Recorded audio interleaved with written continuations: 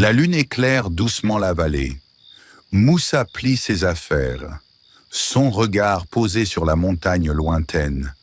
10 années s'étaient écoulées, 10 années de paix et de travail honnête. Mais son cœur, lui, n'avait jamais oublié la terre de ses ancêtres. Ce soir-là, il décide de partir. La caravane s'avance dans la nuit. Le vent souffle fort, la pluie tombe par rafales. Moussa marche en tête, tenant le bâton, le regard vigilant. Le froid mordant traverse les vêtements. Le désert n'est plus calme. Il est vivant, grondant. Il s'abrite sur une petite éminence. Moussa tente d'allumer un feu. Le silex résonne. Les étincelles meurent aussitôt sous la pluie. Encore et encore, il frappe la pierre jusqu'à ce que le son sec du métal s'éteigne dans la nuit glaciale. Alors, au loin, sur le flanc d'une montagne voilée par la brume, une lueur dorée surgit dans la nuit, d'abord timide, puis plus vive, un feu qui ne vacille pas, un éclat stable et fascinant. Moussa s'arrête net. Sous la pluie fine, il se tourne vers sa famille. « Restez ici, j'ai aperçu un feu. Peut-être y trouverai-je la direction, ou de quoi vous réchauffer. » Sa voix est calme, confiante. Puis il s'éloigne, ses pas s'enfonçant dans la boue. Moussa s'avance seul dans la nuit, suivant la lueur lointaine du mont Tour. La pluie cesse peu à peu, seul le vent du désert, et le bruit de ses pas accompagne sa marche. Chaque pas le rapproche d'un moment qui changera à jamais le cours de sa vie. فلما قضى موسى الأجل وسار بأهله آنس من جانب الطور نارا قال لأهلهم كثوا إني آنست نارا لعلي آتيكم منها بخبر أو جذوة من النار لعلكم تصطلون. La nuit enveloppe la vallée du Sinaï. La pluie s'est enfin tue. Le vent glisse entre les roches, laissant place à un silence lourd, presque sacré. Moussa avance, guidé par la lueur mystérieuse. Il s'arrête. Devant lui, la lumière qu'il avait vue, ce n'est pas un feu sur le sol. C'est une flamme suspendue dans un arbre verdoyant, dont les feuilles frémissent doucement. Un feu qui ne brûle pas ce qu'il touche. Un feu qui éclaire sans consumer.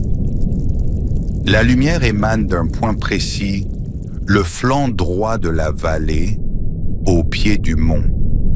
Une zone calme, presque lumineuse, comme si ce lieu entier baignait dans une bénédiction invisible.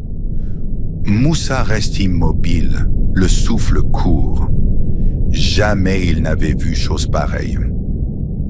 Soudain, une voix qui ne vient pas du feu, ni de la vallée, ni du ciel.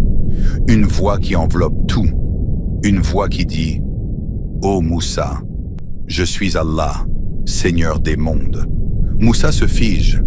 L'air même semble s'incliner. La terre devient immobile. Chaque élément de la création retient son souffle. فلما أتاها نودي من شاطئ الوادي الأيمن في البقعة المباركة من الشجرة أن يا موسى إني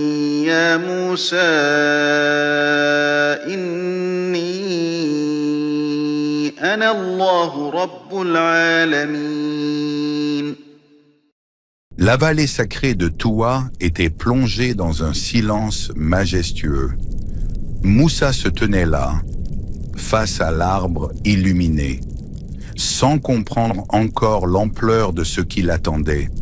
Alors, la voix retentit, une voix qui fit trembler le cœur, mais apaisa l'âme.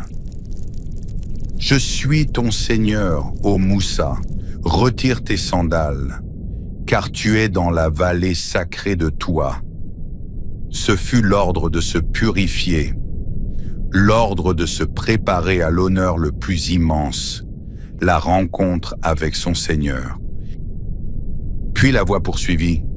« Je t'ai choisi, écoute attentivement ce qui t'est révélé. » Ce fut alors que le message fondamental, l'essence même de la foi, lui fut annoncé.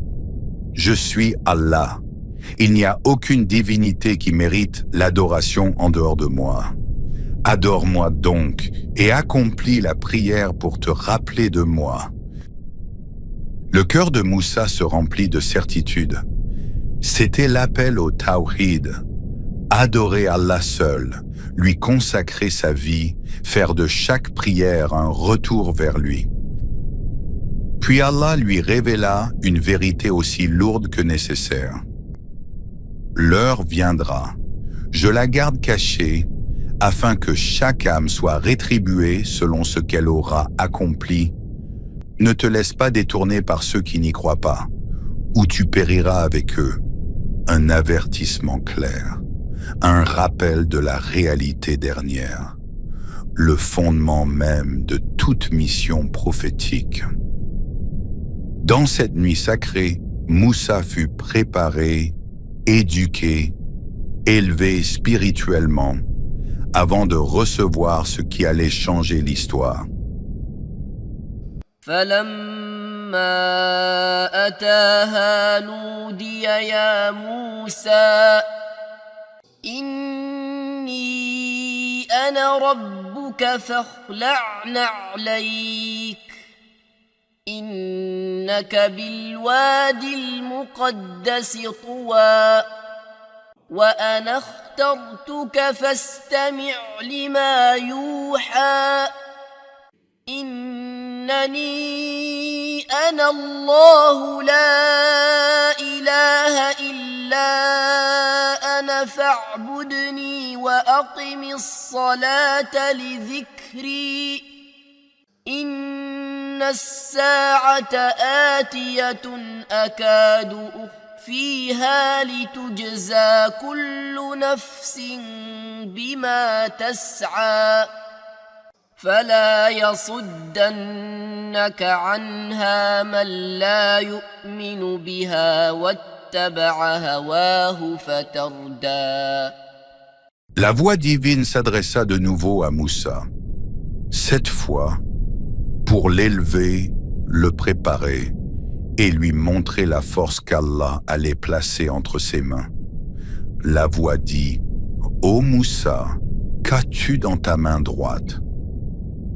Moussa répondit avec simplicité, « C'est mon bâton, je m'appuie dessus, je fais tomber des feuilles pour mes brebis, et il m'est utile pour bien d'autres choses. » Alors, Allah lui dit, « Jette-le. » Moussa obéit, le bâton toucha le sol, et instantanément, il devint un serpent vivant, rapide, effrayant, vibrant de mouvement. Moussa recula instinctivement, mais la voix le rassura. « Prends-le et n'aie pas peur. Nous lui rendrons sa forme première. » Par obéissance, par confiance, Moussa tendit sa main, et dès qu'il saisit la créature, elle redevint le vieux bâton qu'il connaissait si bien. Puis Allah lui révéla un second miracle. Glisse ta main sous ton bras. Il le fit, et lorsqu'il la retira, sa main brillait d'un blanc éclatant, lumineux, pur, sans maladie, sans défaut, sans imperfection. 2 signes, 2 preuves, 2 miracles qui allaient devenir les armes de sa mission. La voix conclut, Ainsi, nous te montrons parmi nos plus grands signes. Moussa comprit alors que son destin n'était plus celui d'un simple berger de Madian. Il était désormais porteur de miracles, choisi par Allah, préparé pour une confrontation immense. وما تلك بيمينك يا موسى قال هي عصاي أتوكأ عليها وأهش بها على غنمي ولي فيها مآرب أخرى قال ألقها يا موسى فألقاها فإذا هي حية تسعى قال خذها ولا تخف سنعيدها سيرتها الأولى واضمم يدك إلى جناحك تخرج بيضاء من غير سوء آية أخرى لنريك من آياتنا الكبرى. La vallée sacrée retomba dans un calme profond, puis la voix divine s'adressa encore une fois à Moussa, d'une manière qui fit vibrer toute la montagne. « Ô Moussa, va vers Pharaon. Il a dépassé toute limite. » Ces mots frappèrent son cœur. Pharaon, le tyran qui prétendait être un dieu, l'homme le plus puissant d'Égypte, celui qui le recherchait autrefois pour le tuer. Moussa comprit immédiatement. La mission serait immense et il ne pourrait l'accomplir sans une aide divine. Alors, dans une invocation pleine d'humilité, il dit « Seigneur, ouvre ma poitrine, facilite ma mission, délie un nœud de ma langue, afin qu'il comprenne mes paroles. » Puis il ajouta « Conscient de ses limites humaines, accorde-moi un soutien de ma famille, Haroun, mon frère, et renforce-moi par lui, associe-le à ma mission, afin que, tous deux, nous te glorifions abondamment et que nous nous rappelions de toi constamment. » Et Allah lui répondit, « Ta demande est exaucée, ô Moussa. Nous renforcerons ton bras par ton frère. Par nos signes, vous serez les vainqueurs. » À cet instant, Moussa ne fut plus l'homme qui fuyait.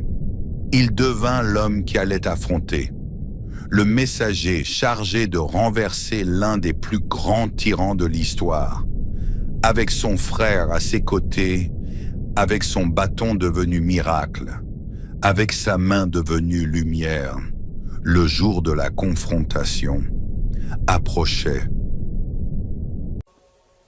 اذهب إلى فرعون إنه طغى قال رب اشرح لي صدري ويسر لي أمري واحلل عقدة من لساني يفقه قولي واجعل لي وزيرا من أهلي هارون أخي اشدد به أزري وأشركه في أمري كي نسبحك كثيرا ونذكرك كثيرا إنك كنت بنا بصيرا قال قد أوتيت سؤلك يا موسى.